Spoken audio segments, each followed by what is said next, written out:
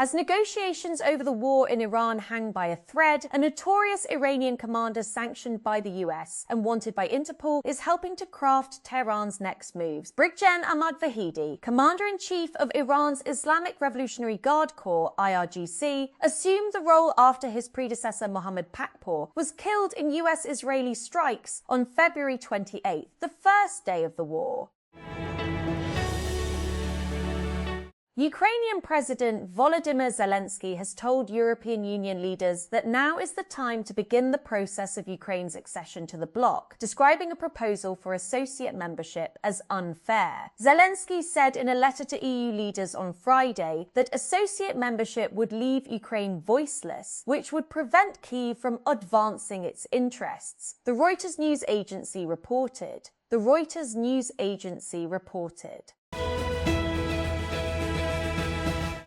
Senegal's President Bassirou Diomaye Faye has dismissed Prime Minister Ousmane Sonko and dissolved the government, a move that risks deepening uncertainty in a country grappling with a debt crisis and ongoing talks with the International Monetary Fund, IMF. A statement read out by a presidential aide on state media on Friday informed the nation that all ministers were dismissed, with the outgoing government tasked with handling day-to-day affairs.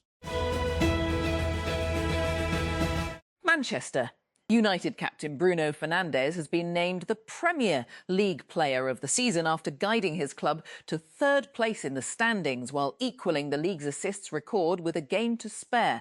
Fernandes tied the league record of 20 assists, jointly held by former Arsenal striker Thierry Henry and ex-Manchester City playmaker Kevin De Bruyne, with one game of the season to spare. Federal Investigation Agency has arrested a Pakistani man accused of attempting to obtain political asylum in Australia through a planned same-sex marriage arrangement. According to the Deputy Director of the Immigration, Shehzad Akbar, the suspect belongs to Gujranwala and was detained while attempting to travel to Sri Lanka. Realme has launched the Watch S5 smartwatch alongside the Realme 16T smartphone. The smartwatch comes in two colour options and features a circular AMOLED display. Realme says it can deliver up to 20 days of battery life. The Realme Watch S5 features a 1.43-inch AMOLED display with a 466 by 466 pixel resolution.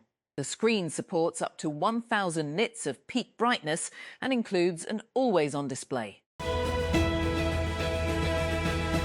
Designer Sassane Rehar recently showcased a fashion exhibit in Cannes during the Cannes Film Festival. It is veritably the most exciting time of the year for the city, with the creme de la creme of fashion and entertainment from around the world attending film screenings, parties and after-parties, and walking the famed Cannes Film Festival red carpet. Rehar did the same. He walked the red carpet, attended a film screening, dressed actor Sanam Saeed, who was there with him, and staged an exhibition at Chateau St. George. He also looked great while doing it. Mexico have beaten Ghana 2-0 in Puebla in a World Cup warm-up that offered a glimpse of the excitement building less than 3 weeks before the country opens the tournament. While Puebla is not among Mexico's World Cup host cities, fans in green shirts at Cuauhtémoc Stadium created an electric atmosphere throughout the night on Friday. Israeli forces launched a new wave of air attacks in Lebanon on Saturday after earlier raids killed 10 people, targeting an area near the Syrian border and several villages in southern Lebanon. Lebanon's national news agency said there were 5 Israeli air attacks shortly before midnight in the mountainous Nabi Sreij area on the outskirts of Bratal, which had been spared from attacks since April 17. On Saturday, the agency reported large explosions in the towns of Yormor al-Shakif in Nabati and Tabeh in the Marjayoun district, both in southern Lebanon. Tempers flared between Virat Kohli and Travis Head in the Indian Premier League, as the former India captain refused to shake hands with the Australian batter after Head's Sunrisers. Hyderabad handed Kohli's Royal Challengers Bengaluru a crushing 55-run defeat. The two exchanged heated words when Kohli opened for Bengaluru, looking to chase down a daunting target of 256. During the exchange, a visibly angry Kohli was seen gesturing towards head to come and bowl. A woman from Rawalpindi has become the first female driver to obtain a heavy transport vehicle HTV driving licence from the City Traffic Police Rawalpindi. Humaira Nasir earned the licence after successfully completing the HTV commercial driving test, including a dumper driving assessment conducted at the Old Varan Depot on Peshawar Road in Sadar, Rawalpindi. A 21-year-old deaf and mute woman from Balochistan has become Pakistan's first known hearing and speech impaired liver donor after donating part of her liver to save her critically ill father. Dua Jamali, a resident of Chowki Jamali in Balochistan and a 10th grade student, donated a portion of her liver to her father, Mansoor Khan Jamali, during a transplant surgery performed on May 20, 2026 at the Gambat Institute of Medical Sciences, GIMS. Realme has expanded its 16 series with the launch of the Realme 16T. The new model increases the total number of smartphones in the lineup to 4. Its main highlights include a large 8,000 mAh battery, a 144Hz display and a 50MP Sony primary camera. Knowledge and Human Development Authority has confirmed that private school fees in Dubai will remain unchanged for the 2026-27 academic year, following directives issued by Sheikh Hamdan bin Mohammed bin Rashid Al Maktoum. The decision is part of Dubai's broader strategy to support families and maintain stability within the Emirates' private education sector amid ongoing economic reforms and growth initiatives.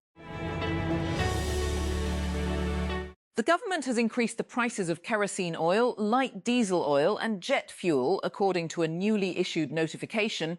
Under the revised rates, kerosene oil has become costlier by 1.71 per litre, raising its price from 311.73 to 313.44 per litre. Pope Leo on Saturday called out companies who seek dizzying profits at the cost of environmental pollution, known as a hotbed for illegal dumping of toxic waste. On a visit to Acera, about 220 kilometres south of Rome, the first US Pope urged the world to reject temptations of power and enrichment linked to practices that pollute the land, water, air and social coexistence. On a cold day in early January 2024, protesters gathered outside the International Court of Justice, ICJ, in The Hague to denounce Israel's genocidal war on Gaza, then nearly 100 days old, more than 3,000 kilometers, 1,864 miles away. Some Palestinians in Gaza followed the proceedings live-streamed on YouTube, but most were trying to survive Israel's relentless bombardment.